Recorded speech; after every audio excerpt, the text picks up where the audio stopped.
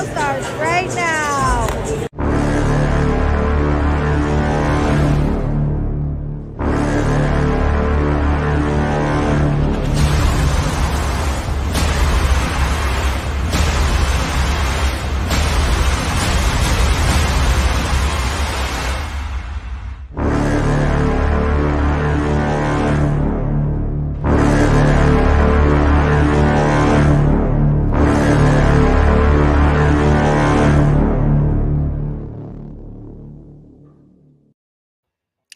Merry Christmas, all Chicago Bears fans. What a wonderful gift for Bears fans today as the Seahawks hand the Chicago Bears a victory, and that's not taking anything away from the efforts of a number of Chicago Bears who continue to fight for all four quarters for the victory. I'm very happy for those players, very happy for Bears fans who appreciate victories. I am one of them, and I know that my man, Tyler Ellis, is one too. Tyler, you're on mute there, so tell us your thoughts on the game, brother. I mean, absolutely. I mean, it was a good effort, Aldo. I mean, it was like, did they really just win? Is this what it feels like to actually win the game? Little Christmas teaser. Obviously, we love singing our Bears fight song every chance we get. At the end of the day, we want to see W's here, and actually, hopefully, there was a good audition. Like, you got to feel happy for these players. A lot of different players stepped up that were able to put some good film out there. We don't know where these players will be at, so it's pretty cool for them to put together a win. Nick Foles getting his first start. The guy putting together some good drives. I saw a lot of cool little things out there. We were talking about over 11 plus receivers, Aldo. We talking about a running game. What? And so it was very cute. It was very, very cute to see, and I'm happy about it. Yeah. About a running game. What? And so it was very cute. It was very, very cute to see. Oops, and I got a problem here. Let me about fix a running that. game. Okay. What? And so it was very an echo. Do you hear an echo? It was very, very I do. Oops, I got a. Okay, I think I fixed it. Sorry about that, everybody.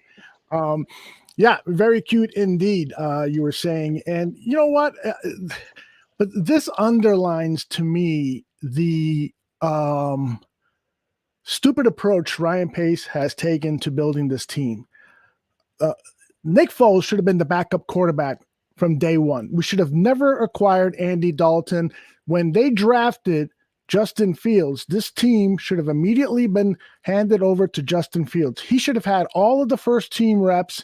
He should have had all of the preparation needed for game one, week one of the season, and not be afraid that he was going to play Aaron Donald and figuring you need to put a veteran there. No, they should have handed over the keys to Justin Fields and let him develop with this team. You had Nick Foles in there, who has shown to be a capable backup over the years. In fact, that's what he's best at, coming in and filling in for a handful of games during the season, even to the point where he took the Philadelphia Eagles to the Super Bowl and won the Super Bowl, beating Tom Brady in that role. He was not the number one quarterback. Carson Wentz was, and when he went down with injury, Foles did enough to win a Super Bowl. And so for Ryan Pace to spend all of those resources on Andy Dalton when that money could have been used elsewhere to bolster up areas of the team that they were weak in, and we know that there's plenty of weaknesses on this football team. Instead, Ryan Pace and Matt Nagy concocted this plan to bring in the Red Rifle, who, of course, has been a major disappointment because of his injury issues, and he never really took the offense to that level in the games that he played, never took the offense to that level that Pace and Nagy probably thought that he could, and it didn't happen. So I don't want to, spit on the Chicago Bears win, but that's the reality. And the fact of the matter is that tomorrow Matt Nagy might be fired. He might be told. We'll see what his mood is in the press conference coming up. But the Bears would have a chance then to begin the interview process if he is fired. What's your gut feel, Tyler? Do you think that Matt Nagy is going to finish the season as the head coach of the Chicago Bears? I mean, it's like, the question is, do I think my franchise is a team that's ready to move forward or not? Because we all want them to be ready to move forward because we're sick and tired of it. But sometimes these CEOs and corporate, they might have a bird's eye view, and they're like, oh, it'll be okay. We'll fix it in 10 years. As long as the money's coming in. We want immediate gratification. We want immediate change. Show us that you care. And we don't know, Aldo. It's like, it seems like every other team in the NFL is a team that wants to move forward. The Jaguars, like getting rid of their coach. We got so many other teams firing their positional coaches, getting rid of those cancers out of their organization. And it seems like we're just going with the flow. My gut feeling is, I don't know, because I'm on pins and I don't know what they're going to do. If I get married to one idea, they're probably going to do the opposite. And so I'm just having faith that, like, somebody is watching this and somebody's coming to help, because you can only go through bad for so much longer. Mm-hmm.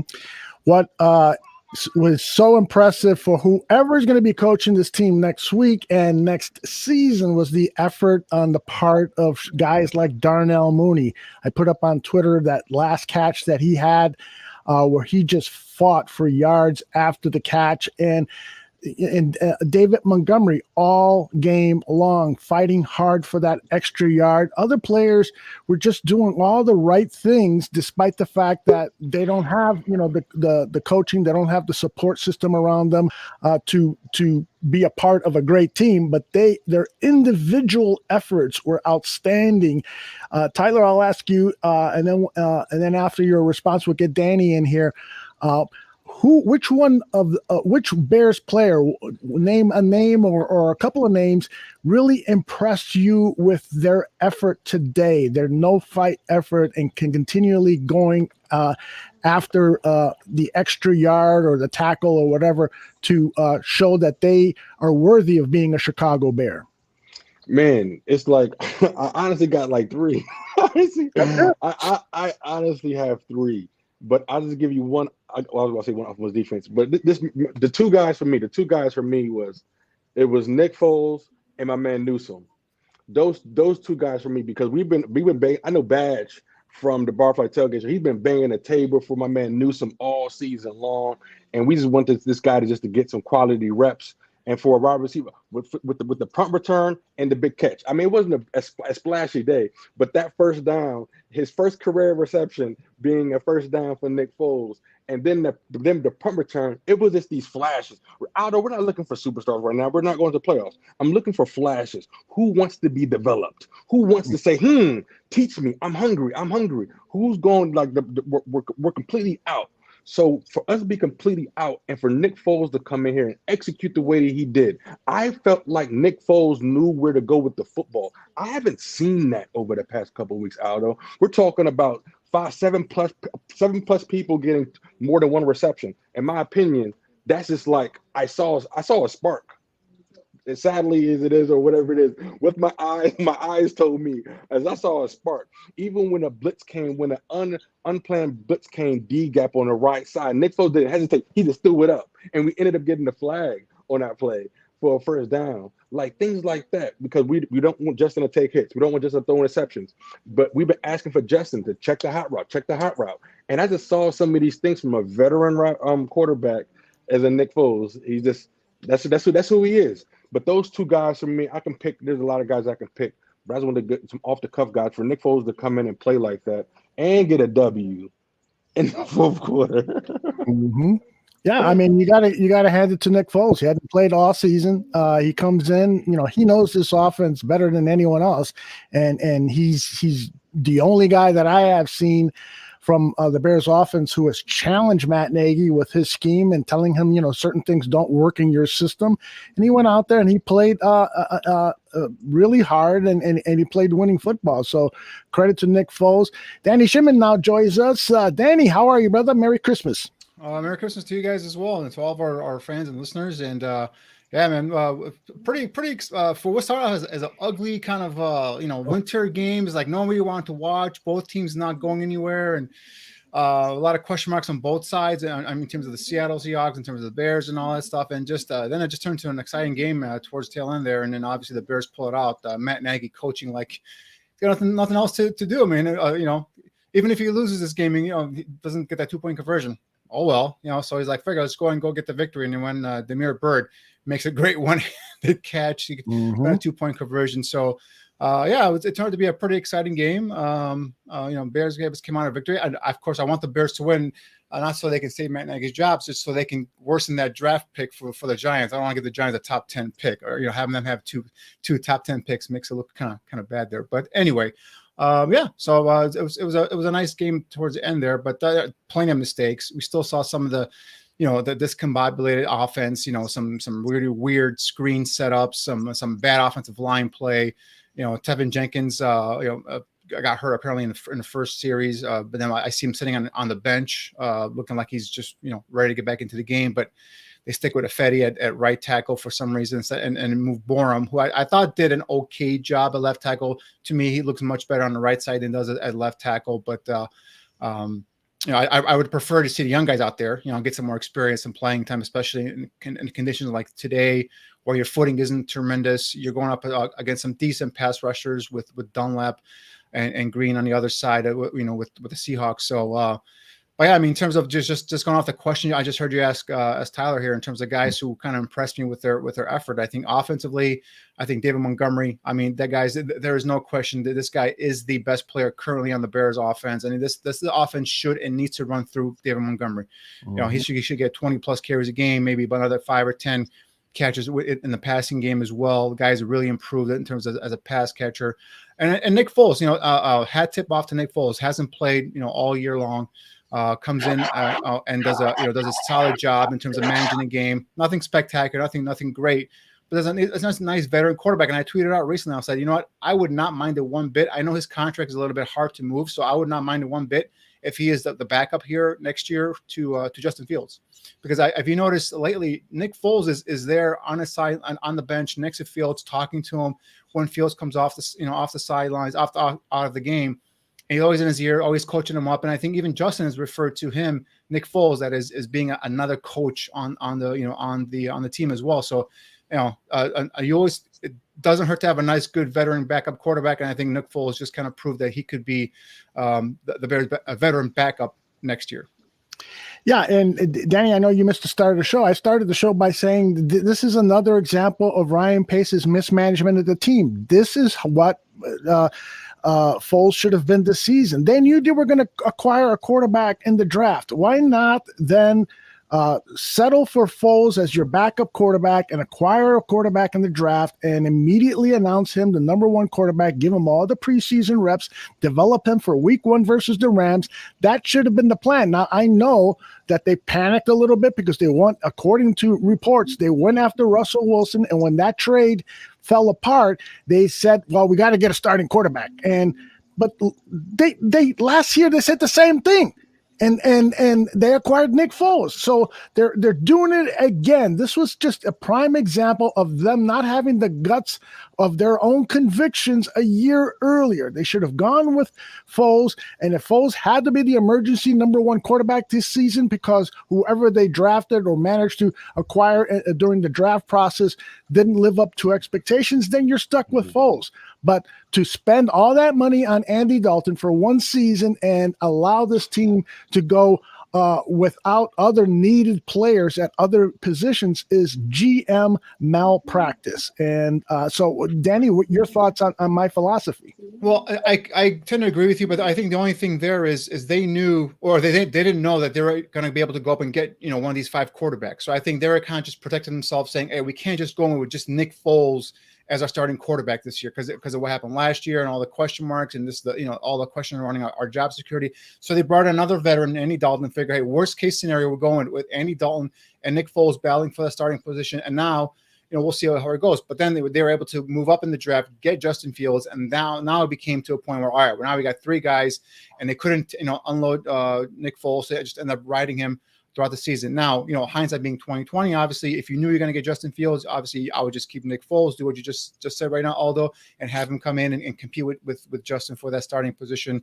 so on and so, and not waste $10 million on Andy Dalton. But, I think going forward, I think if you keep bringing Nick Foles back because of that contract, bring him back next year as a backup of Justin Fields, you could do worse, much worse in the NFL. So just to finish up, go ahead. Let me just add this thought. Davis Mills is 2-1 in the last 3 games as a starter. 800 passing yards, 5 touchdowns passes. 2-1 record. That should have been your plan B. You can't get any of the top 5 quarterbacks in this draft. Then in the second round, you got to do whatever is necessary to acquire Davis Mills, who was on your list, Danny, and I think on Tyler's list, that top tier 2 quarterback in this draft. And this guy has shown that he can play football. He doesn't have the skills of a Justin Fields. He doesn't have the athleticism and so forth, but he would have been a good consolation prize in this draft for the Chicago Bears. And so you go into the season with Foles and Mills. It's not sexy, but at least you're building towards something. And who knows, maybe even Andy Dalton would still have been available. And then you go after Andy Dalton.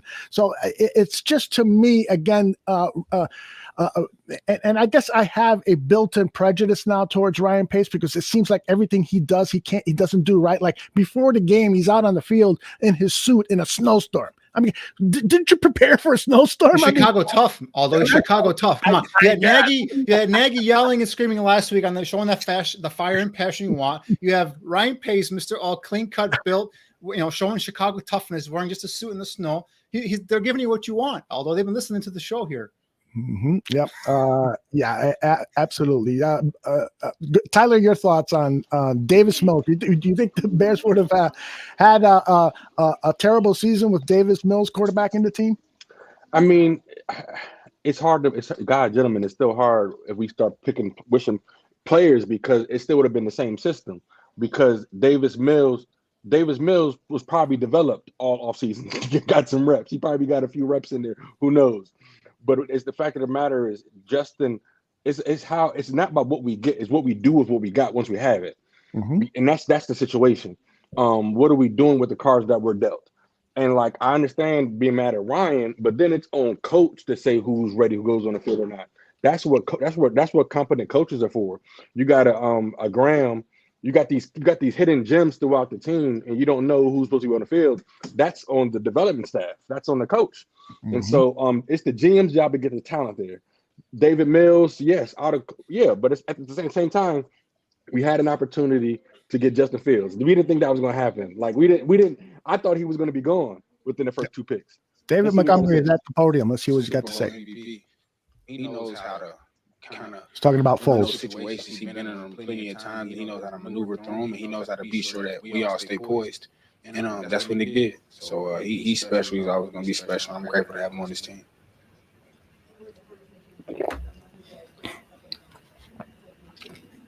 This is to keep fighting. Of course, the season hasn't been going the way we wanted it to go, or we planned for it to go. But we always know that opportunities are always limited when you get into the NFL. And we made a plan before the game is just emptying out the cup, giving everything that you had, and that's what we did. I've never played in anything like that. Yeah, it was pretty cool. First time in a snow game. Wow, I'm surprised. It was fun though.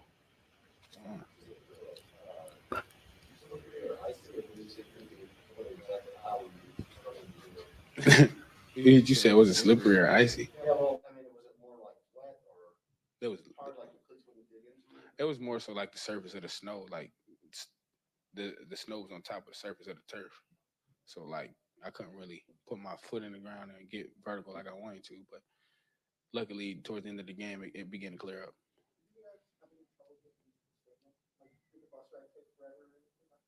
To the stadium? Oh, I don't know, I was asleep. Yeah, I was asleep. You have no idea if it was 5 minutes or an hour? Yeah, nah, I was asleep. Yeah, I usually get a tap on my leg when it's time to get out the bus. David, were you saying besides the plays Foles made, that just having him in the huddle, was that just like a calming influence or confidence? But what effect did just having him in the huddle in those situations have on or was it just a play? Like I said, when you got somebody like as seasoned as him and he knows what it looks like. When he's calm, I mean, you can't do anything else but be calm. He got the most pressure on him. He's the quarterback. So to have him as calm and poised as he is, it's special. So we just kind of follow his lead. Did you have a feeling early in the week that Nick might be starting I don't know. I just was rolling with who was there, and it was Nick, obviously. So he was able to go out there and get us a dub.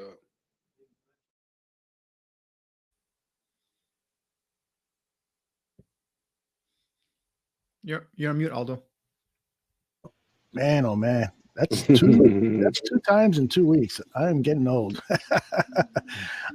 David Montgomery meeting the media after the Chicago Bears 1-point win over the Seattle Seahawks, and he's praising Nick Foles, his veteran leadership, how calm he is in the huddle, and that is, of course, so valuable, particularly, Justin Fields himself praised Nick Foles for the coaching and the mentorship that he's bestowed upon Fields, it's another reason why I think that you should have gone with this two-headed quarterback of Foles and Fields this season, just because you can trust that Foles is just going to be a good mentor and tutor for the young quarterback. Tyler, your thoughts? Especially on that topic, Aldo, because not only is Nick Foles telling him something on the sideline, he went out there and showed it and got a W. And so everything that he had already previously told Justin, just like, all right, cool, I'm gonna listen to you because I just saw what you just did. You just outplayed Russell Wilson, like, and like here. And so it just validated everything he was doing before, and just to that point in a game where your starting tight end and your starting running back led you in receiving. That's a powerful game. And so when your running back has 100 yards, it was rushing and receiving. That's dope. In this weather, Cole Kmet still come up with 40+ catches. Like he was still trying to plow over people. It was really, really cool. It was really cool. It was fun. We know it's not a playoff. Is now we want, but it was still fun football to watch because it did start grimy. Rashad Penny, they was going through our line. Our line, it was like they was blocking left and right. I thought Penny had like almost 50 yards in the first half. And so you're like, what kind of is this game going to get away from us? It was 7-7 for a little bit, but then all of a sudden 17. And so it was like, but it was just funny how Nick Foles just kept the pace. He just kept going to just open guys, taking these little things. And so it's funny when our team plays football whenever they want to. We play down to the competition always. You guys have a problem with the fact that there was a club dub dance after the game, or do you think, hey, this is for the players, it's up to them, it's for them, and we should stay out of it? What are your thoughts, Danny? I mean, to me, it's a player's locker room. It's the coaches and those players in there, the leaders in there set that tone. And if they feel like they need to release their energy and celebrate a victory, it's been their 5th victory in the season. So it's like, that's nothing for me to talk about. But just so you know, a club dub will be going away pretty soon anyway. So let them celebrate once or twice more this season. What we got to remember is it is hard to win in the NFL. It's hard to win in the NFL. And at the same time, a lot of these guys, football is not forever. And so, like, how many you judge by wins and losses? Celebrate your win, because we didn't think they were going to win this game. We didn't think they were going to win another freaking game for the season. Maybe the Giants. But what if they don't win another game? Like, dang, maybe we should have celebrated that last Bears victory. Like, what bothered?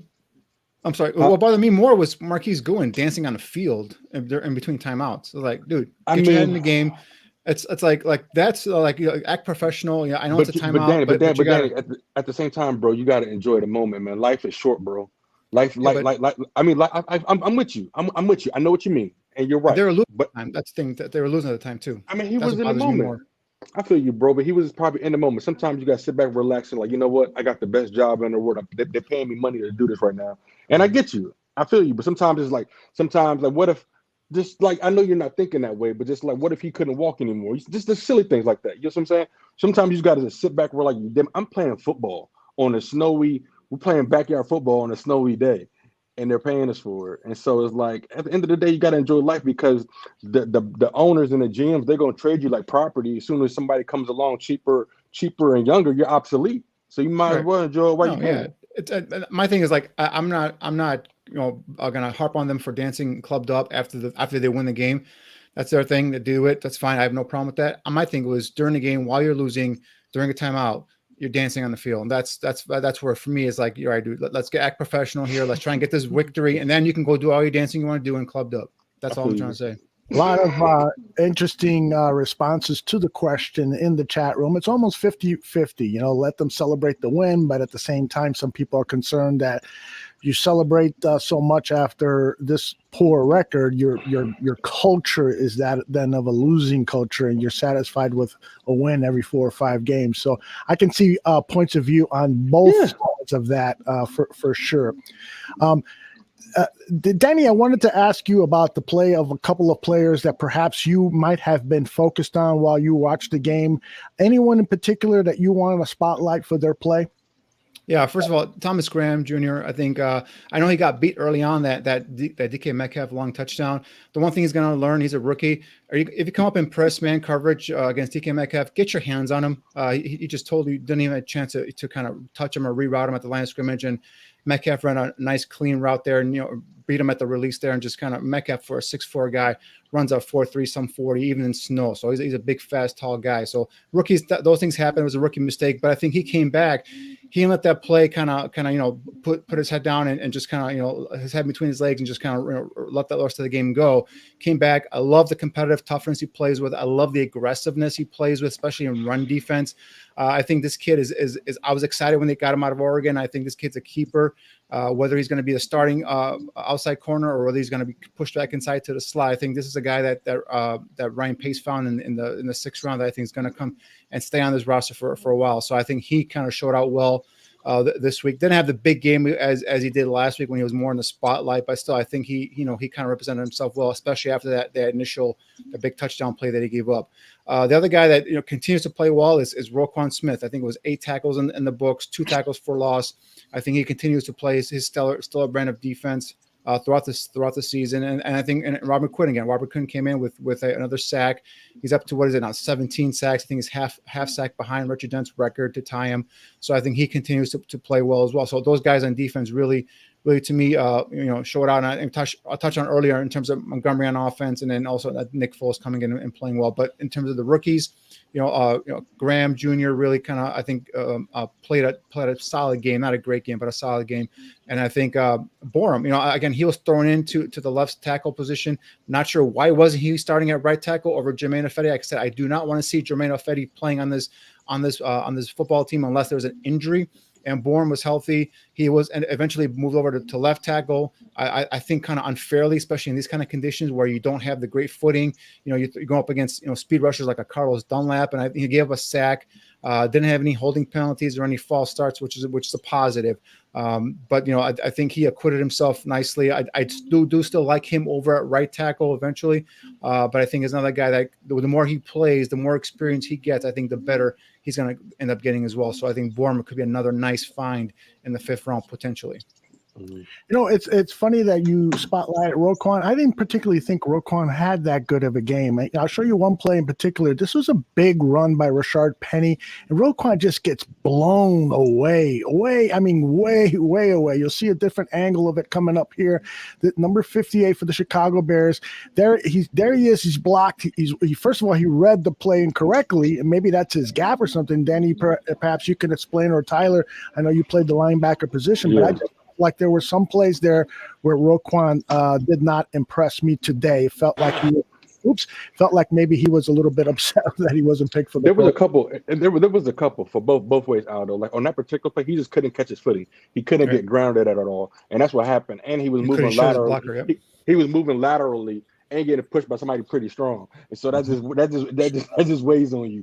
But then at the same time, he was coming downhill nicely. There was some nice hooks catches that he came in. He was laying the wood today. I thought Lockett was going to have a fumble, and so in this particular weather, it's just hard. Footing is everything, and you got to just and then also if you land a certain way, you want to make sure you put your foot up a certain way and you don't twist it and turn it, because you can get so used to just turning your body a certain kind of way. But in particular weather, that's when injuries and twisting of the knee can happen. So he was being careful.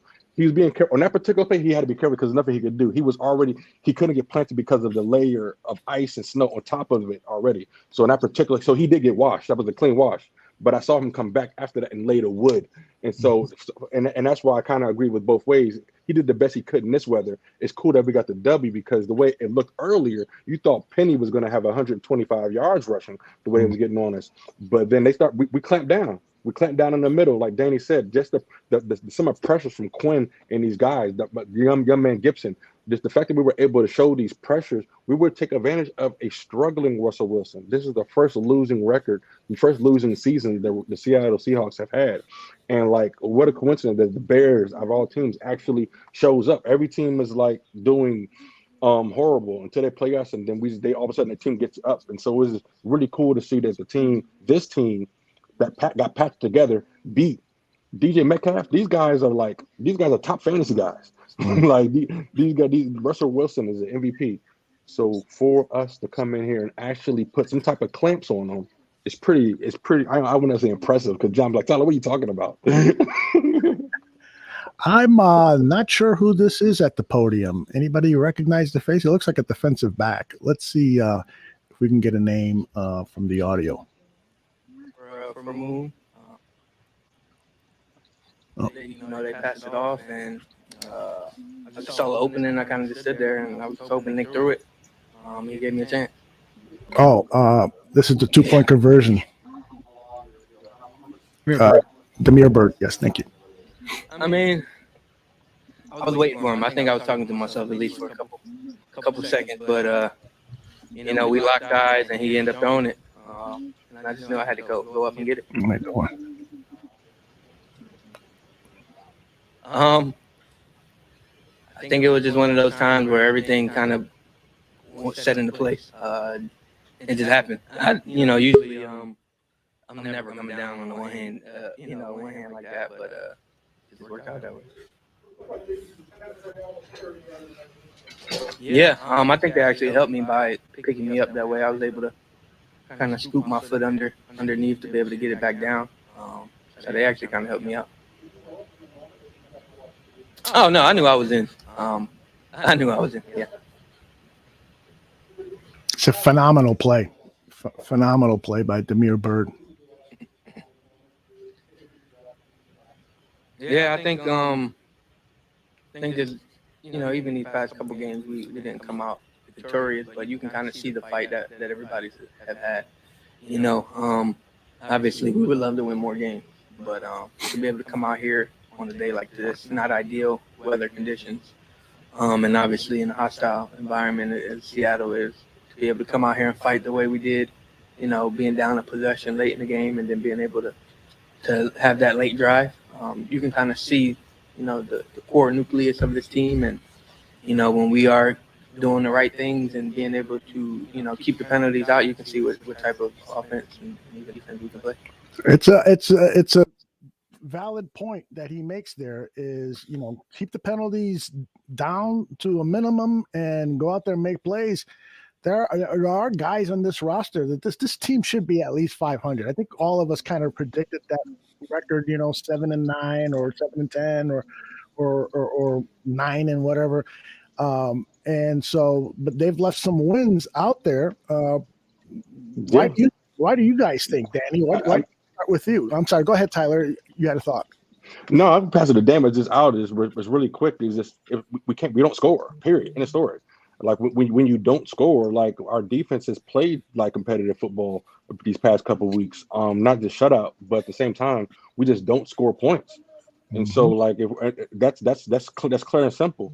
And so that's why I thought it was impressive what I say Nick Foles just move the ball down the field, trying to get these first downs. I mean, I think he had close to like 250 yards. I thought we were going to have a 300-yard rusher for the first time. But think about the fact that it was so much rushing in this game, and the Bears still had 250 yards from quarterback position. It just seemed like it's in us. But why does it have to be desperate times? We got to leave it all out there just to play a decent football game. We're like, why has it got to be that much pressure, negative pressure, for us to play competitive football? And so, like, that's the difference between winning and losing early games, because we let so many games go because we weren't putting it all out there. And that's come on, man, that's lack of preparation.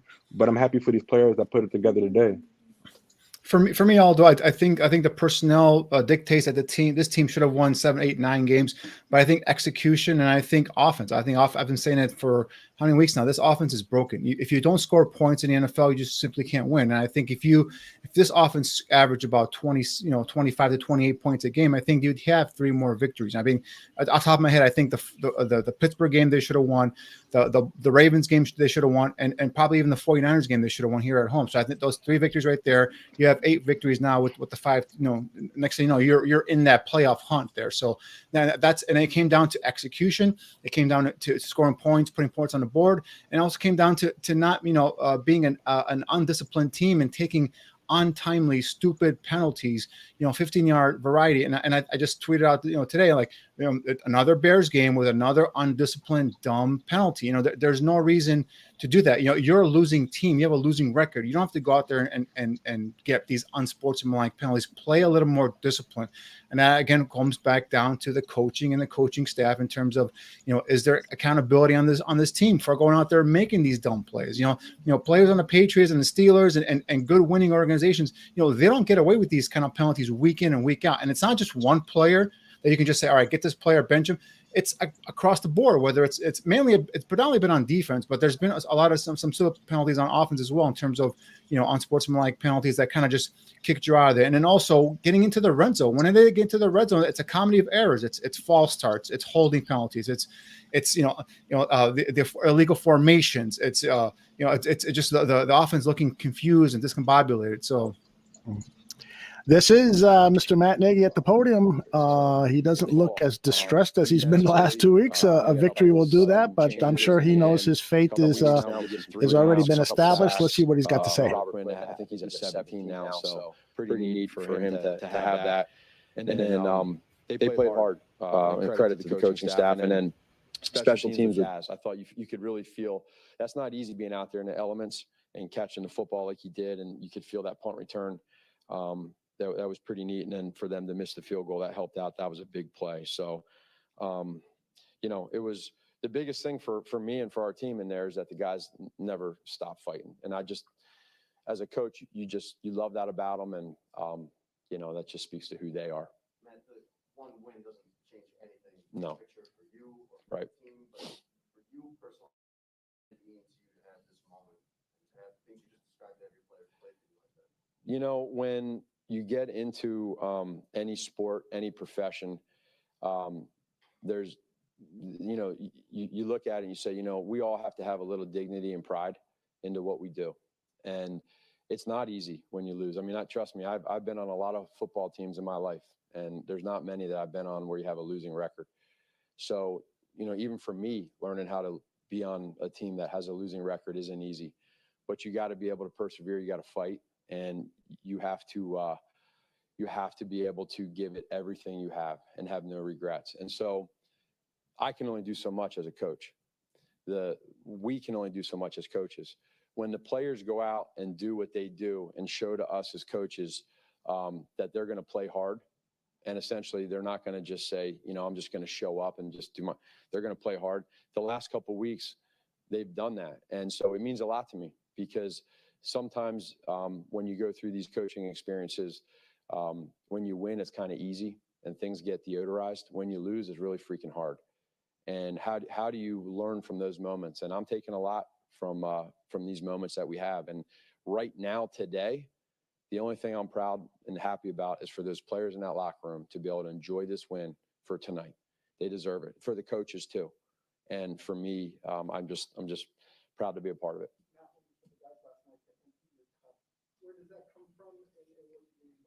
Well, we talked last night. I on those Saturday night meetings that we have, sometimes I have something prepared and sometimes I don't. And I just kind of speak from my heart. And last night was one of those. As we got going, we had some guys talk. And, after the game last week, my freshman son and I were driving home and we just talked about, the story that he's learned about no regrets and emptying your cup. And without dragging it out, it was a pretty cool story that he right now is doing as a young athlete. And I thought it really resonated with our team and our coaches, our players, that whatever you do, win, lose, or draw, if you just empty your cup, if you got a full cup, you got a half cup, and you empty it, and we all empty our cups, we'll have a damn good chance to win a football game. If you just pour your cup and you don't empty it, then you're not giving it all you got. throw the record out. I don't care about the record. Throw whatever out. I don't care. What I do care about is when we're out there. Every coach out there does it, has no regrets, empties their cup. Every player does it. And to have that story come from my freshman son, it just meant a lot. So I kind of spoke from my heart. And it's cool to hear that it impacted David, and maybe it impacted more. No, that was my oldest son. Yeah. When Foles was out there last season, the majority of the time he struggled. Do you have any idea what you were going to get from him today? There's a lot of reasons, without getting back into last year, why we struggle, not Foles. And I think that's the one thing that we all need to be very careful of with what we say about Foles struggling. I mean, there's a lot of that goes into last year. So I'm happy for Nick that he got an opportunity today. Not happy for how it happened with Justin and Andy, but Nick's always going to be prepared. And, you know, for him to be able to come into this moment, you know, he's been there, done that in a lot of different ways. So last year was last year. These guys have persevered this year and fought through a lot in the quarterback room, and they've been great with each other. They support each other. And so I just think, like, when you go into a game like this, it just speaks to who he is, how he does things. And he helped our team tremendously today get the win. And so I'm just, for that, I'm very appreciative.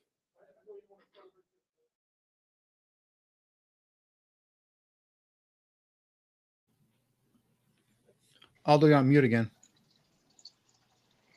I did it again. You need to empty your cup out, Aldo. I need to, apparently.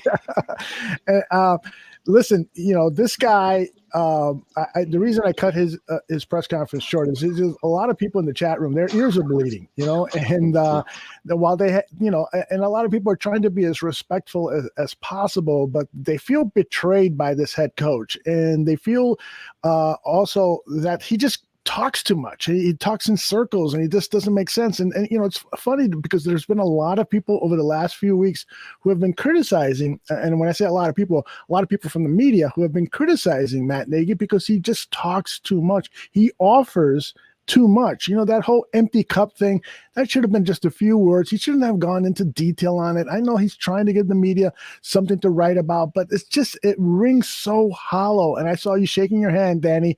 What are your thoughts on what you heard?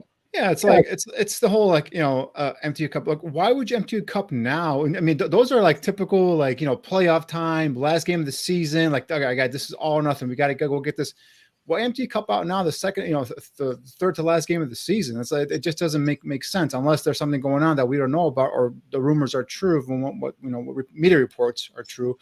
It's just funny. And like I said, he went to the whole explanation of making it personal and all that stuff. Is like, you know, you don't need to go into that. Like, it sounds a little ridiculous if you think about it. If a, you know, grown man tells you to empty your cup out, and it's just, I don't know. It just doesn't fire me up. He's not a kind of coach that's, I'm going to sit there, I'm going to run through a wall for just, you know, and again, he's beloved by his players. His players play hard for him. I don't doubt that. You can see it week in and week out.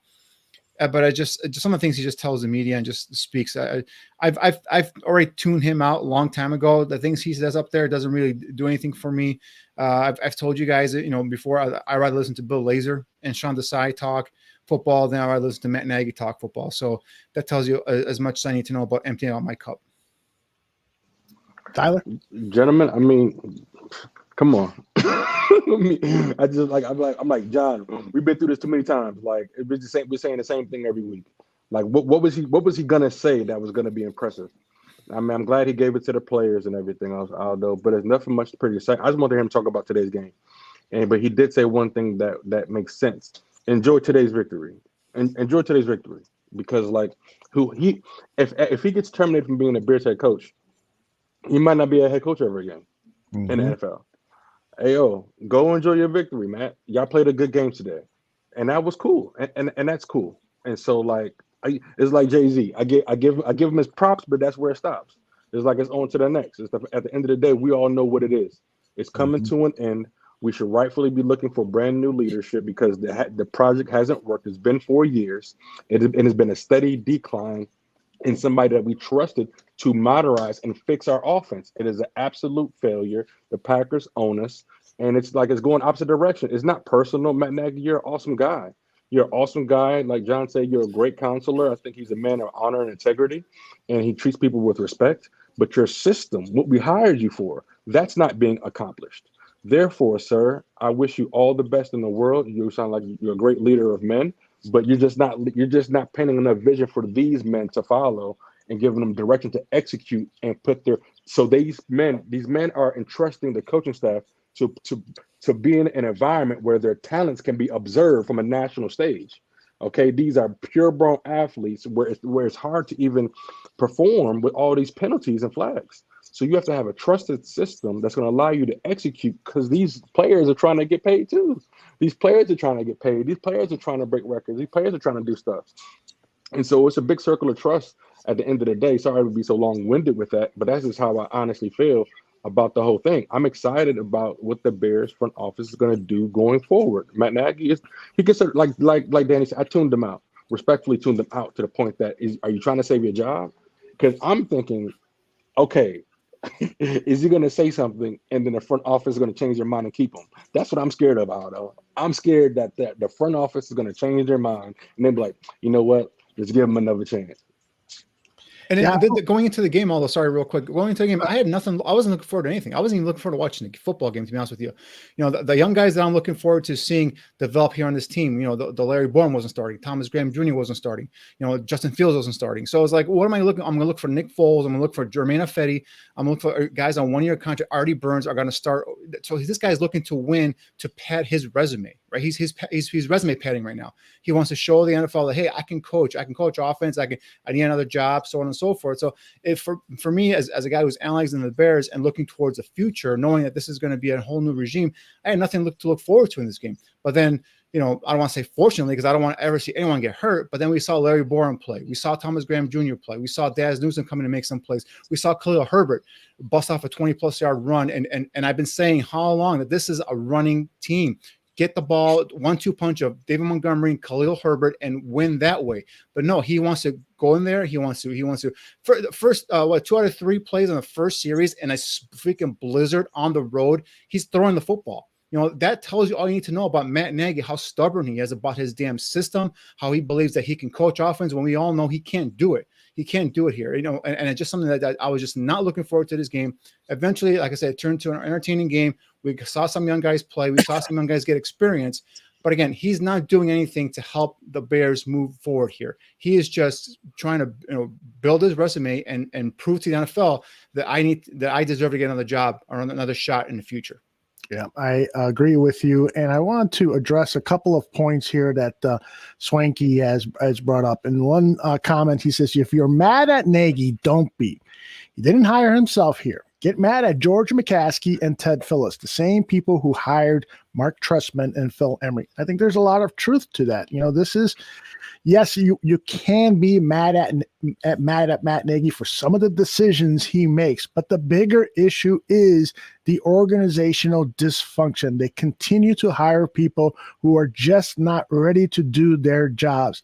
I truly believe that Ryan Pace could maybe someday be a really good general manager. But he was very young when he came in, and he came from a system that didn't manage the cap very well, that had a superstar quarterback, Hall of Fame quarterback that carried the team through bad times.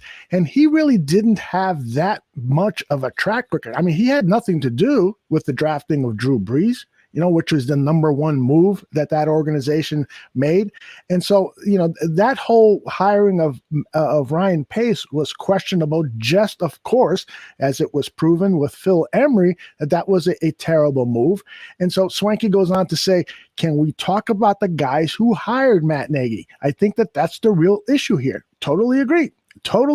And so George McCaskey, he's the one that at this point, the organization, the board of directors have to look at him and say, dude, you've had 11 years, you know, to run the franchise, and we're not getting anything back. And in fact, even though the money is coming in, the brand is tarnished. There's people who are, you know, not showing up to games. There's, you know, sales from our memorabilia are down. Has to be down. I don't know that for a fact. I'm guessing, but there's reason after reason after reason to start pointing the fingers at George McCaskey and Ted Phillips and start making decisions to replace those two gentlemen, because those two gentlemen are now going to make the biggest decision of the Bears' immediate future, which is who is going to lead football operations, meaning who is going to be the president of football operations or who is going to be the next general manager if they decide not to create that new role. Any of you guys disagree with Swanky and my feeling on this? My only thing here is okay, George McCaskey. Who's going to replace George McCaskey? He's the owner, right? Who's going to is there another McCaskey that we don't know about? Is there there's 3 or 4 McCaskies. Are they willing to come up and take charge and lead the team? I know George is passionate about the Bears. I know he wants the Bears to win. That's the only thing. My thing is not him. I think, and my thing is bringing in, like, Ted Phillips. Is he still? We've heard it's always goes round and round and round. Ted Phillips has nothing to do with football operations, but yet Ted Phillips is in the room when Ryan Pace is interviewing head coaches. Why? Why is he in the room? If he has nothing to do with football operations, why is Ted Phillips in the room when they're in the draft room when they're drafting? In the war room? Why is he there? If he has nothing to do with football operations, that's the one thing I want them to clear up. Say, all right, if you're going to bring in a football czar, if you will, for lack of a better word, bring in a VP of football operations. That's where the buck starts and ends with him in terms of football stuff. You want to move Ted Phillips over to the side and have him go and build that nice stadium out in Arlington Heights and Aldo's backyard. Go ahead and put him in charge of that. But make sure that whoever you bring in here in charge of football operations, that's who's answering questions about football related stuff. That's who's answering questions about Ryan Pace's future. That's who's answering questions about the next head coach. That's who's answering questions about player discipline on and off the football field. I want a buck stops here kind of guy at the top of the chain and a football guy. I don't want some guy that's been with the family, has been a best friend, has been a confidant to the family. I want a damn football guy who's either done the job before or he's been in the NFL for multiple years, either been a GM or has led a team or done something, right? So we've talked about the names before. That there's a ton of names we can go through. We're not going to go through them all here right now, but bring in that guy. And then that guy now decides, hey, Ryan Pace, you get another year under me watching you, see how you operate. Or Ryan Pace, you're gone. I'm bringing in a new GM, and now we're going to go and find a new head football coach. That's what I want to do, and I want to see a vision for this team, a vision that starts and ends with Justin Fields at quarterback. That's what I'm looking for. Tyler, you're laughing. Why? Why are you laughing? Because I'm just done. I'm just done. I'm just out there. I just want the offseason to come so we can see what they do. I'm looking forward to offseason like the Chicago Bulls had a season ago when they just did a lot of different things in the front offices, because all the hypotheticals, Aldo, they just get you they get you emotionally invested, and if they don't do these things, it's like we as fans we have a certain perspective, and it's everything that Danny said I 100% agree with, but it's just about like we shouldn't have to be harping about these things. It would be cool if they just wanted them for themselves, like a Patriot franchise, like they just have what's the culture. Who wants to create a winning culture for this organization?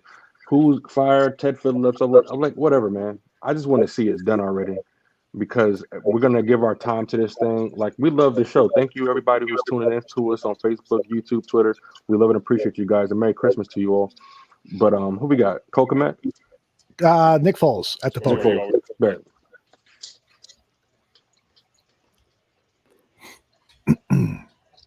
And I lost his audio.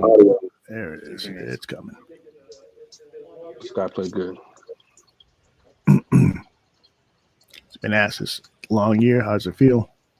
Why do I lose his audio? Our locker room's always been great, and the last couple of years haven't been the easiest. But at the end of the day, like, you can still find joy in little things each and every day. So like going to work and being in the locker room with the guys that care for one another, that's what I look at. And that's what I'm grateful for. So win, lose, or whatever, you got those guys there, and, we won today, and it was exciting to celebrate it with them and been able to, be with them for 2 years and just develop those relationships, and being able to throw a touchdown to my locker mate, Jimmy Graham, who's right next to me for these last 2 years. And we've gone through a lot in Chicago, and I thought that was really special and really fitting.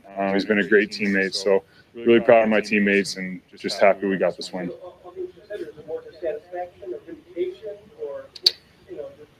No, I did my job. I went in there and, I knew my teammates needed me because of the situation. It's been really unique this year in Chicago. There's no vindication. It's just I did my job. I said it a couple years ago in a press conference. I played a playoff game against the team. And I said, it doesn't matter if you're the first string, second string, or third string. You got to know who you are as a human being and what's your identity. It can't be in this game. It's got to be in something greater. And I've always said mine's in Jesus Christ. And I was a third string quarterback tonight. I was just a third string. That's my label. But at the end of the day, that's not who I am. I'm just Nick Foles. I just go out there and I play. I lean on my teammates. I go to work. It doesn't matter. There's going to be trials and adversity in life. You have to figure out how to find joy in them. And once again, I'm grateful for my teammates for being there for me.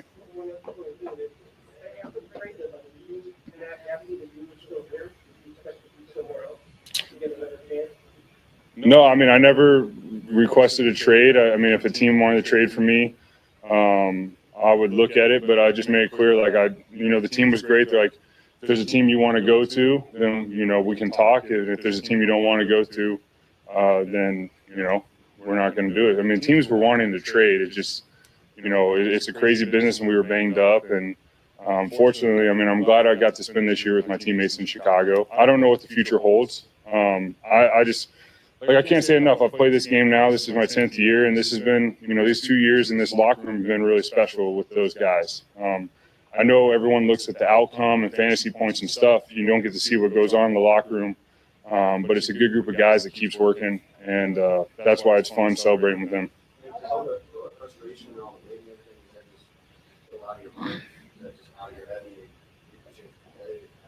I mean, it doesn't help me. I have to be who I am. It's like I said, it's just, why would I be frustrated? I mean, there might be frustrations, but then I'm like, this isn't helping me. So just let it go. And there's a process and just doing the little things, being in my role. So if my role is getting a couple reps of scouting, then that's my role and I need to do it to my best of my ability. And when I get my time alone or I'm in the weight room, I can get better. I can do the little things, watching film, always stay ready. I can help Andy. I can help Justin. I can do those things. So I think just what I've learned this year is never thought I'd be a third string quarterback. So God, presented an opportunity where I was a third string quarterback and I get to go to work and do those things and still stay ready and be able to impact my teammates by just going to work. I mean, it's crazy. I never thought it, but it's been humbling, but great at the same time because I've learned so much throughout these last couple of years and it's been really good for me as a human being to go through it.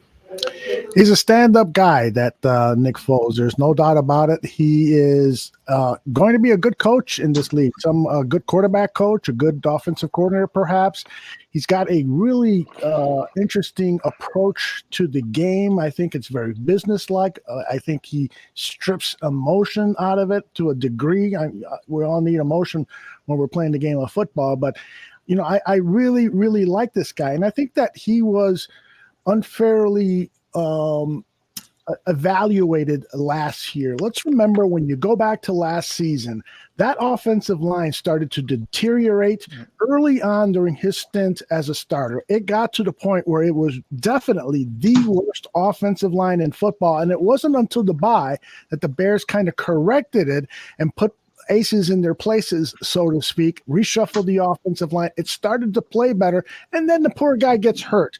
So I think, he doesn't have the arm like he used to. He's definitely regressed a bit over the years, and that has a lot to do with lack of reps. But the guy is not all bad. And so Danny, I saw you nodding your head. Yeah. So once we agreed on something, huh? No, once. But no, it's I mean, hats off to the guy. The guy's a stand-up veteran quarterback. I said I want this guy on this team next year as a backup and a mentor to Justin Fields. That's where I would have him here next year. He is what he is right now. He's a good quality backup quarterback, a guy that can get you out of a game. If your starter gets hurt, a guy can come in and for a week or two fill in and maybe give you, make you competitive and maybe help you win a game or two while your starter gets healthy and healed up. So that's a guy, that's his role, and that's where I would love to see him next year on this team. The thing about last year, I agree with you, although he was unfairly, he put in a really tough situation, right? Obviously, Nagy was done with Trubisky and he wanted Nick Foles in there.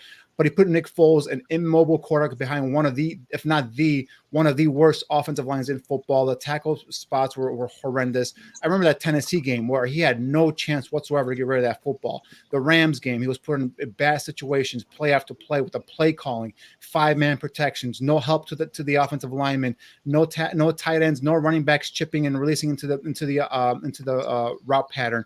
It was just a horrible play calling situation, horrible game plan, and it was all Matt Nagy put him in a situation where he was doomed to fail. And again, it was Matt Nagy playing his system, playing his Nintendo or his Madden system, not taking the player and putting the player in the best position to succeed. And that's what we've seen here, guys, for the last 4 years, is Matt Nagy being so freaking hard-headed and saying, this is my system, this is how I'm going to run it, I'm going to plug and play players here, and they do what they're taught to do. Well, you know what? Players can't all do the same things. Players on this team can't do what the KC Chief players can do. So you got to build and adjust your system around the player strength that you do have, Matt Nagy. And we saw in 4 years he couldn't do that. And I think Nick Foles was a guy that was brought in, having known the system, having put into a situation where he felt like he can go and run it like the back of his hand. But again, you had a bad offensive line, an immobile quarterback, and receivers that weren't able to get open. It was just Allen Robinson, and Darnell Mooney was still a rookie at the time. So I think right now, if Nick Foles is on this team next year as a backup to Justin Fields, I am A-okay with that. Tyler, the Foles continues to speak at the podium. He actually just finished, but before he finished, he said this, as tweeted out by Jason Leisure of the Chicago Sun-Times. He confirmed that he was saying this offense doesn't work, or something to that effect, on the sideline of that Cleveland Browns game. His explanation: the offense wasn't working that day. And so there's another reason to appreciate Nick Foles: his honesty, his sincerity. Yes, maybe he could have taken it a step further. It isn't working any time. Right, that's my question. When has it worked? That's right. But at the very least, he diplomatically answered that question. It was clear that the offense wasn't working that day. And so, he doesn't want to throw Matt Nagy completely under the bus, but it's clear that that's what he's doing. He knows that this offense is a sham. And so I'm glad that at the podium, he took accountability for what the cameras caught him saying. Yeah, Nick Foles he's a good dude. Just off his press conference alone, I give him a contract just off of character and merit, and he's executed and got a W against Seattle, which is pretty dope to add to your resume. But the fact of the matter is, gentlemen, don't get lost in the fog that it's been 3 quarterbacks since we so blamed Mitch Trubisky for everything. We tried to since Trubisky didn't work, Nick Foles, Andy Dalton, Justin Fields. Which quarterback has had an amazing game since Mitch Trubisky? It's been the same system, gentlemen. And so that line that Nick Foles was thrown into, that was the same line Mitch Trubisky was playing behind. Okay, so this is when we're talking about accountability and leadership. It still goes back to the head coach, the offensive line coach, and the positional coaches, because Mitch Trubisky was playing with the same stuff, and actually still had some great, really good games at the same time too. And so, in my full honest opinion, Mr. Trubisky made this system look like it was something more than what it was. I feel like Mr. Trubisky's athleticism was taken ungrantedly, because it's what we see in Justin Fields, being able to run and throw on a run and just make the offense look like it was something else. But just Nick Foles could barely do it consistently without being hurt, having a perfect thing of offense, defensive line, and Andy Dalton. So we're talking about spending new money on veteran players, and so it's a system. It's I don't want to keep talking about the same thing over again, Aldo, because it's like we get it now. Like the system is broken. We get it. How many more games we got left? Like two more games, Tyler. It's all for scouting purposes. 2 more games, and it all starts and ends with the offensive line and defensive line for me. And Tyler, I think you may agree here as well. If the offensive line made Patrick Mahomes last year's Super Bowl look like he was Nick Foles behind that defensive line, because he had no protection. With no time for these deep routes to develop, there's no way a quarterback has a chance back there. And that's one of the things that came on that I believe was a Monday night game where where Brian Greasy had said that Nick Foles told him that Matt Nagy puts him in a situation where he's not going to go ahead and succeed. And this is what he meant. He puts him behind these play calls behind this offensive line that can't protect the defensive line, or the quarterback, I should say, from the defensive line, in order to allow these route patterns to develop downfield. So that's the thing. It's yes, the quarterbacks have been different. They all have their own issues in their own way. But the constant here has been the play caller and the scheme. And I think Matt Nagy has proven to us that he's not an innovator in terms of play calling, in terms of offensive creativity. And he's a guy that, I think once he goes out and we bring in someone here that can at least build a system. And I don't want a new coach to come in with a system already pre-made. I want him to come in and take a look at the talent on offense, take a look at Justin Fields' positives and negatives, what he can and cannot do, and build a system around that. Don't tell me I got a system here. Don't tell me. Danny, Tyler, I know you're not going to agree with me, but hear me out 1 second. You're bringing a guy from outside, like say for example, right? You're bringing a guy from the Patriots, Josh McDaniels, right?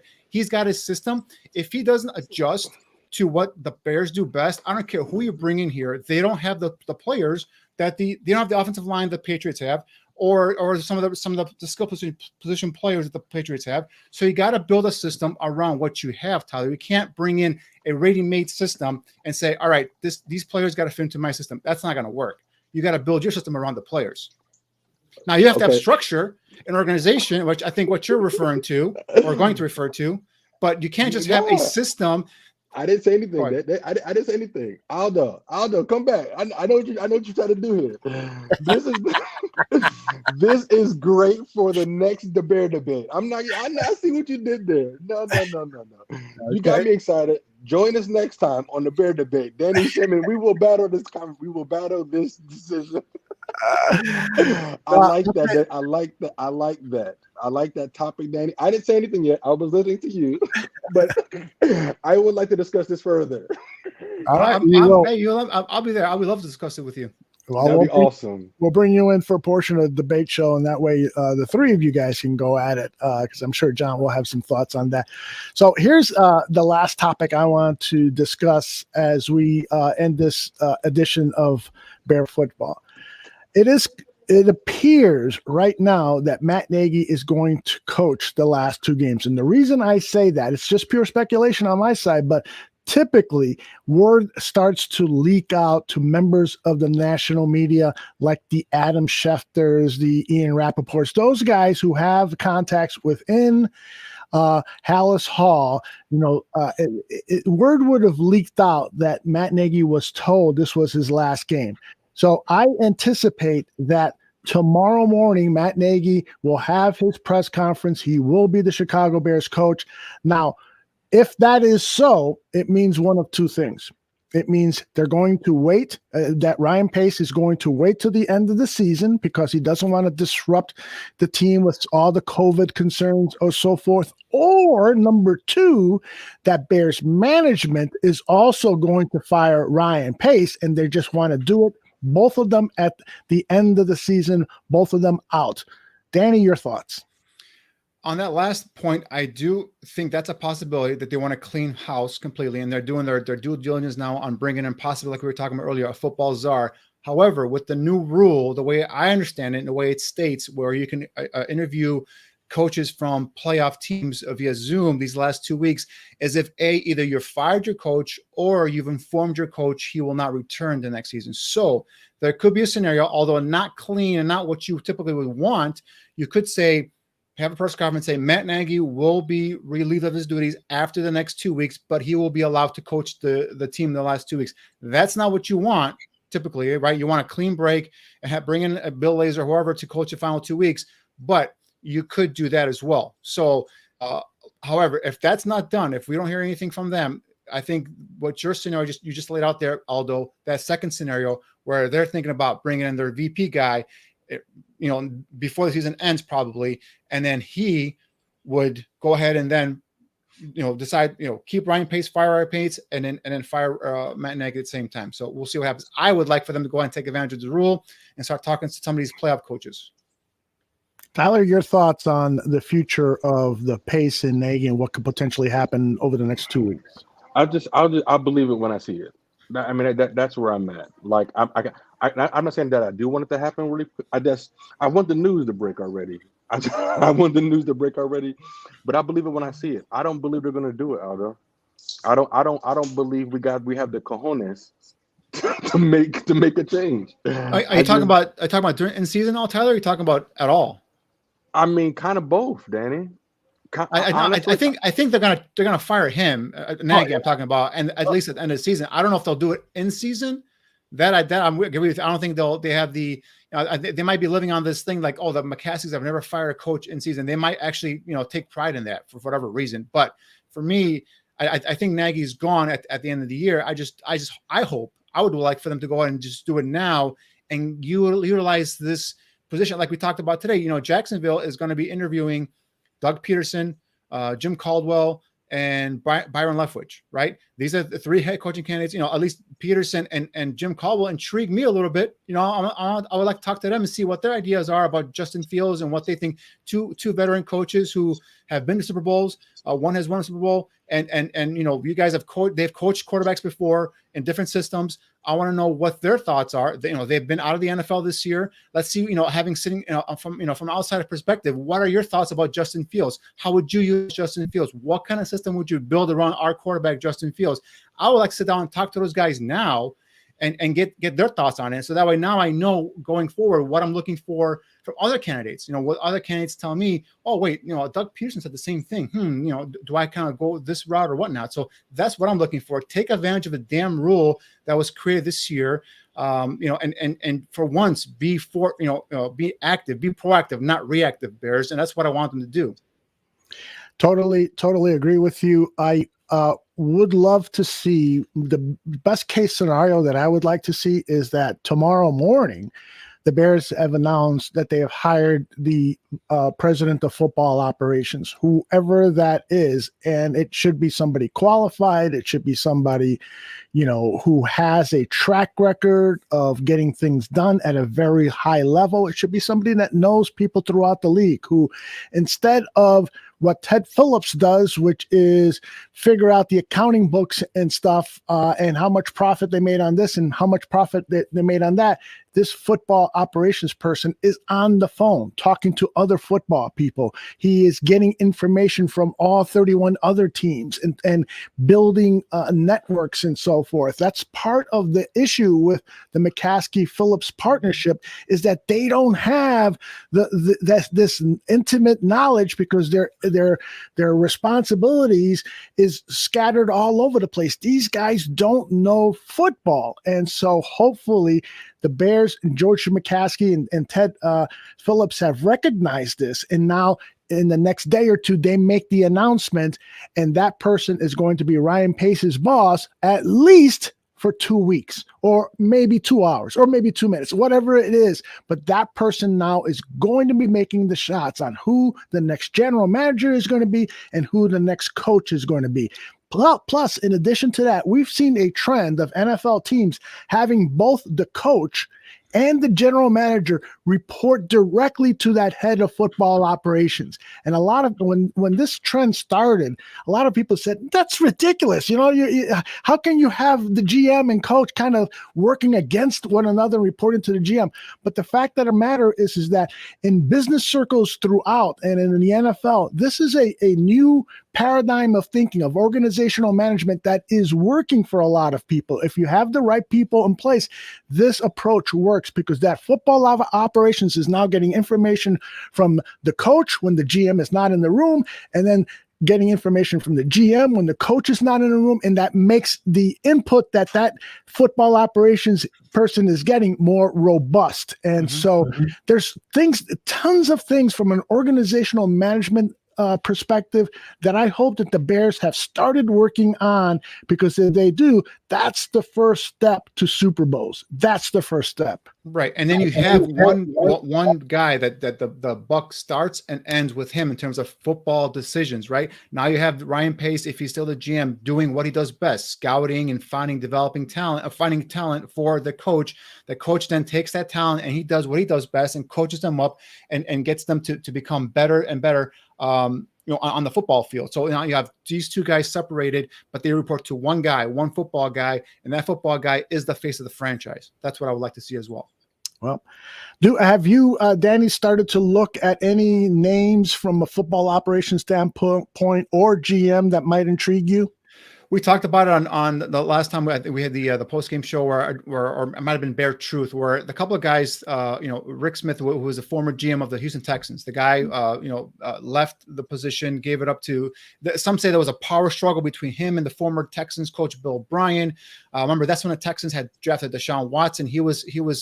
Rick Smith was, the guy that really spearheaded that move to trade up and draft Deshaun Watson once he saw him falling, and that's where the Texans were kind of moving up here in terms of just projecting they're getting better and better, or a continuous, a playoff contender. And then there was a slight power struggle. It also coincided with some off-field issues with his wife in terms of, I think, some medical issues with Rick Smith's wife. He ended up resigning his position.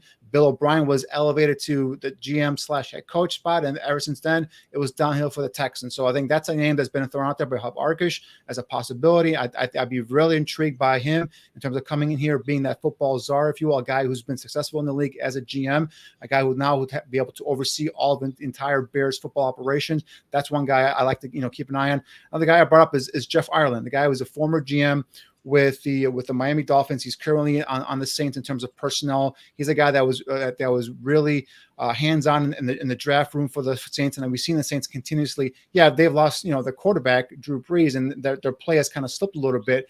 But I think overall that talent, you see them bringing in guys as free agent, undrafted free agents or just street free agent, and they get into that team and that system, and they develop and they play well. That probably goes hand in hand with the coaching staff they have there with the Saints. So Jeff Ireland, a former GM with the Dolphins, is a guy that also intrigues me more so as possibly as a GM candidate. So I know someone in the chat threw out the name of Peyton Manning. I'm not sure. I love Peyton Manning as terms of a guy who does a good job on TV. I think he's really outgoing and gregarious and funny. Has got that dry wit about him, but I just don't know. He hasn't done it before, and I don't know if I can trust a guy that was a great player on the field in terms of being a great head of football operations off the field. So that's one name that I'd be really kind of cautious about throwing out there. But yeah, for me right now, it just kind of those two names are guys that kind of stick out off top of my head. There are other guys that might currently be with other organizations as just GMs, and you could go to those organizations and ask permission to speak to them, because now you're giving them a title of football operations, executive. That's actually a kick up. That's actually a promotion, if you will. So guys like Brian Schneider from the Seattle Seahawks comes to mind. Some other these young up and coming GMs that do a great job of just collecting talent. Bringing those guys in and giving them the hearing what they have to say, their vision, their idea how to build an organization, as current GMs, and maybe bumping them up to football operations guys. So a guy that's been out there, it's kind of been thrown out there. I'm not sure if he's retired or not. Bill Polian, obviously he was the GM that built the Buffalo Bills, the Indianapolis Colts. He did some TV, then all of a sudden he kind of went away. So I'm not sure. There's been some rumblings that he might be advising the McCaskies in terms of people to interview. So we'll see how that comes out. But yeah, right now for me, if I had to pick one guy, I think Rick Smith, the former GM of the Houston Texans, would be a guy I'm really intrigued by. Yeah, Polian just turned 79, so that kind of a role, I think, is a little bit more of a younger man's role. So, and I'm also concerned that some of the game may have passed up Bill Polian. So I hope he's not involved in any of the search for anybody in the Bears organization. It's, to me, sort of like bringing Ernie Arcosi back to head with that search. I did this exercise the other day when I wanted to look at the NFL's Department of Football Operations, the NFL Ops team, and to see if maybe there weren't any candidates there. So let me share with you what I did. Here is their website at the NFL.com of the NFL Ops team. So I scrolled down and I read some of the bios of some of the names that interested me. Troy Vincent Sr., of course, is Executive Vice President of Football Operations. Now, this is for the league. And so he is definitely a worthy candidate that you want to bring in and talk to. This guy has been on the phone talking to people, talking to all 32 general managers. So he has got a good insight into what's going on. He's definitely somebody I want to interview. And then I scrolled down, and just in terms of thinking out of the box, I looked at the profile of Natara Holloway. She is the vice president of business operations and strategy. Not only does she oversee football technology, innovation, and administration, and the pipeline of football development. So she has been working with NFL teams to make sure that there is a robust pipeline of qualified people to be head coaches and general managers in this league. So she's got contacts up the wazoo. Plus, she's also a big analytics person, someone who has studied the strategy of football and how analytics can help teams win and so forth. She is definitely, to think out of the box, she is definitely somebody to bring into this organization and talk to. And at the very least, if she's not a qualified candidate, the 2 hours that you're going to spend with her, you're going to get some valuable information about who's in the pipeline and so forth. So this is the type of thinking that we must see from the Chicago Bears organization, not the old, tired and ineffective approach of bringing in an Ernie Arcosi type who's going to point out guys from, like John Fox, other old fossils like him. So I really think that this is an opportunity for the Chicago Bears to step up and do something that all of us Bears fans can say, oh, wow, now that's new thinking. Wow, that's innovative. I would love to see them pursue that. PJ says, although you said that you want a football person and you recommend Holloway. No, sir. She is a football person. That's her job. She works at the NFL. But I agree with PJ there, because she's not a football person per se, in terms of she hasn't been in the trenches in terms of picking players, having done it before. That's why I look to former GMs who have done it before, who have been successful, and might be looking now for a way to move on up in their career. And this would be a move up position, right? So now instead of them being the general manager who's out there scouting and hitting the roads, they got people underneath them. A coach, like the architecture that you built earlier, Aldo, the coach reports to them, the GM reports to them, and then it kind of just trickles down from there. I want someone who's done it before, who's been out in the trenches, a guy who's been a successful GM, who either is now just a GM and now you're looking to promote from a different organization, or someone like a Rick Smith who's done it before and has been successful, had to leave for other reasons, and now looking to get back into the football game. But Holloway, she does a nice job in terms of analytics and all that stuff, and working for the NFL. She might be great at her job, and it doesn't hurt to bring her in and just kind of talk to her and kind of pick her brain and see what she says. But I agree with PJ and some of the other people here in the chat room. Say, I want someone who's a football person. I want someone that can go up there and talk to the media and break down football, whether it's X's and O's, not necessarily X's and O's to a degree, but have an overall understanding about football coaching and all that stuff, but really know personnel, really know what it takes to build an organization from top down and be successful throughout the whole entire organization. That's what I'm looking for. Yeah, I feel like we're defining that role of head of football operations in two separate ways. I don't want to bring in a head of football operations who necessarily is going to do the job of the GM. You're going to have a GM to do that.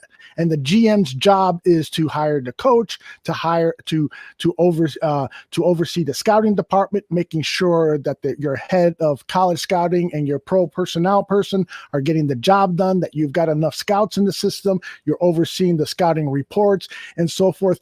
The head of football operations is an all-encompassing thing where he or she has to have their fingers on all sorts of things, and is introducing new ways of thinking to accomplish the ultimate goal, which is the Super Bowl. And I think that sometimes for us as people to immediately say, no, that's not good thinking. That's not how innovation happens. And somebody just put up, I had it up on the screen a little while ago, innovation is not football. I think it was PJ. But that's not necessarily true. That's the league and teams. The great teams in football are always looking for the next new thing that's going to beat the Packers, that's going to beat the Lions, that's going to beat the Vikings, that's going to beat the competitive. And so you need people who are thinking outside the box, and maybe Ms. Holloway is somebody like that. I would love to entertain that thought further, and I'm going to reach out to her and see if she might be a guest on one of our football shows, just to get her. Maybe she wouldn't have any interest at all in interviewing for a job, but at the very least, find out more about what she does and learn from her experiences with the NFL. See what you're talking about adding, learning new things and learning new ways to kind of innovate your organization. Yeah, that's great, and I agree with that.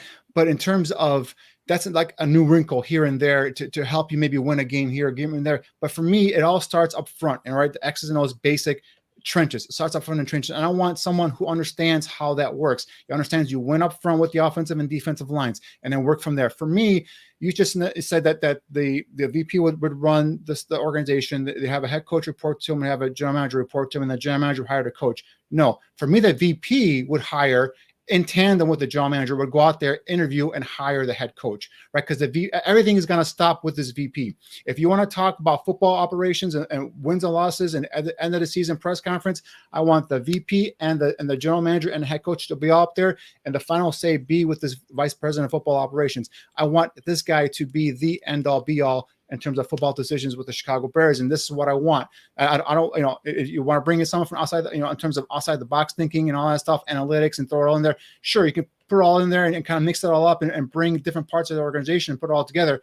But it all reports up to one guy, and preferably my guy would be a guy who's got football, in his blood, who's done it for multiple years, and whether he's a GM or has been a successful executive in the league, that's who I'll look for, and I want everyone reporting, or everything reporting up to this one football operations guy.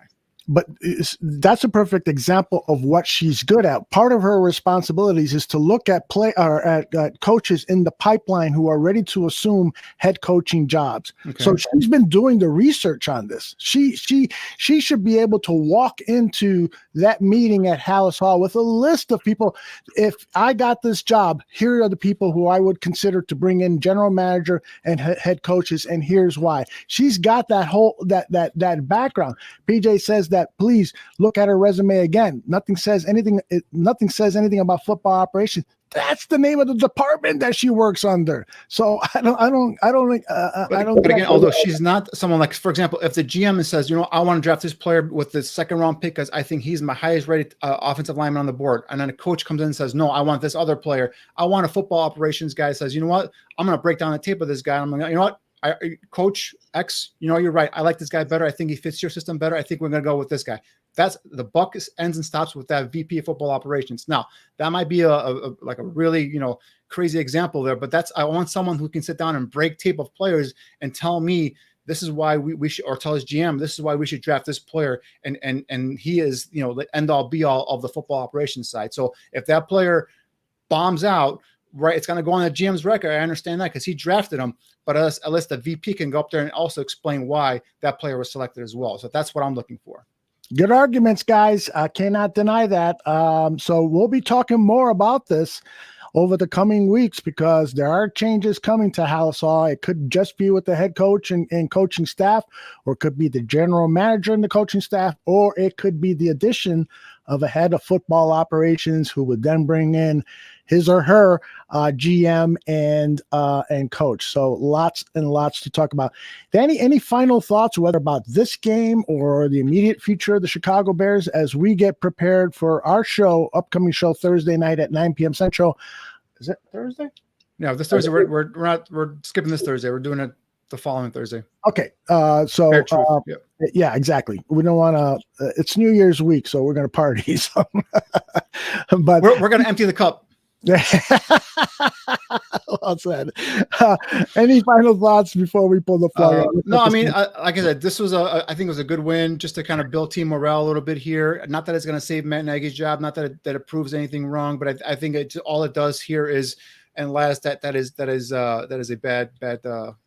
Just a question. Okay, I thought that was his recommendation. Is Mike North as I love Mike North, but I don't want him as the Bears GM. But anyway, so no, just I was kind of like I said, initially not looking forward to watching this football game. It was crappy weather. I assumed it was going to be a nasty, ugly game, and that's how it started off to be. And some of the young guys I was looking forward to playing, Justin Fields, Larry Borum, Thomas Graham Jr. weren't even playing or starting in the game. Eventually, it ended up, we saw more of Thomas Graham Jr. We saw more of Larry Borum at left tackle. So we got some things interesting, and of course, then it became an exciting game towards the end there, and the Bears pulled out a victory, which and all it's Tyler said it earlier in the show. Any victory in NFL is a well-earned victory. So they'll take it and move on. It doesn't change anything for me in terms of this coaching staff's future, or in terms of what's going to happen later on in the off season. So my thing is, and we've discussed it primarily this entire program, is we're looking for what's going to happen here at moving forward. So I would love for the Bears to go ahead and at least announce that they're going to make a change at head coach, whether they keep Matt Nagy as head coach for the final 2 weeks, or just let it go, let Bill Lazor take over the coaching reins. That's fine. I'm fine with either way. But I want them to say, all right, we're going to make a change here. We brought up, are they going to go with the VP of football operations kind of guy, Azar, if you will, at football operations, and he's going to then clean house or whatnot. So that's what I'm more interested in now, and seeing what the future holds in terms of moving this organization forward in terms of getting better. Offensively, we know that they're limited. We know this offense is broken. We know that the coach is hard-headed, and he's not going to change, and he's not an offensive innovator. So I think the faster we get rid of this stench, if you will, on offense, and kind of move on and look forward towards the future, the more hope we bring for Bears fans, our listeners, for ourselves, for crying out loud, because now we have something more to look forward to. So, I wouldn't mind watching a couple of games with Bill Lazor as a head coach, or I don't know, Sean Desai as a head coach, just a new perspective, and see what they would do, if anything, on offense or on defense. What is Matt Nagy holding these guys back from doing? I'm not sure. So that would kind of intrigue me here more, to see also some more of the young guys maybe come off the practice squad and play some more and get them some more reps. Like Jermaine Ifedi starting today made absolutely no sense for me. Artie Burns starting today made absolutely no sense for me. So that's the thing, is like, I wasn't looking forward to this game, but now, saw some more of these young players play, which gave me a little bit more hope. Now let's continue playing the young players, and for crying out loud, let's make an announcement. Let's make a change. Like, I'm kind of with Tyler there, and I was like, just, it's coming. It's inevitable. Let's just do it. Cut the cord. Let's just move on. And now we can start talking about candidates, and then, the future of the organization, how the Bears can go ahead and become hopefully successful, moving on into the upcoming years. Yep. And it has to be really, really tough on his family to be going through this very difficult period. I mean, when he's got that glum face at the podium, that part of that depression, for lack of a better word, that he's going through has to do with the fact that he feels like he's let his family down, and his family's got to listen to all the vitriol pointed his way. This is a very, very tough situation. And one of the things that Chicago Bears can do to help the guy is to release him ASAP. But we'll see what happens. And you can bet on this, that whatever happens with management with the Chicago Bears, we're going to be here to cover it. Immediately after anything is announced, we'll provide coverage, and we'll extend that coverage. If I'm the only one available, don't worry. I'm going to be here and listening to everyone in the chat room and engaging with you and getting your thoughts on the move. And then once we can get our team of experts together, we'll have a show to discuss that, whether it's tomorrow or whether it's any day over the next 2 or 3 weeks. And I will also want to leave you with this. Greg Gabriel and I will be talking about this game and what's going on at Hallis Hall tomorrow. We usually like to wait until after Matt Nagy's press conference, so we'll probably do it early afternoon. So we'll be on top of that. Danny, you're a saint for jumping in here for John Buffon. I really appreciate it. And have yourself what'd you get for Christmas, by the way, Danny? Anything you want to share with I was going to ask, this is the first year I think I remember that I got nothing Bears related in terms of Christmas gifts. Yeah, so that tells you, but people around me know that I'm very, very upset with what's going on up at Hallis Hall. I love it. Yeah, I got a bunch of nice stuff, the typical clothes, gift cards, so on and so forth. So I can't complain. Very blessed to have family and loved ones in my life. There you go. The only Bears thing I got for Christmas was a 2022 calendar, Chicago. Looking towards the future. Looking towards the future. Well, the funny thing about it is that, there's a picture of a Bears player for every month, and most of the players aren't going to be here next year. Like, there's a picture of Allen Robinson for February. It's like he's going to be here in March. So, technically, he'll still be part of the team in February. In March, he's becoming a free agent and when he leaves. So February, technically, he'll still be part of the team. So. That is true.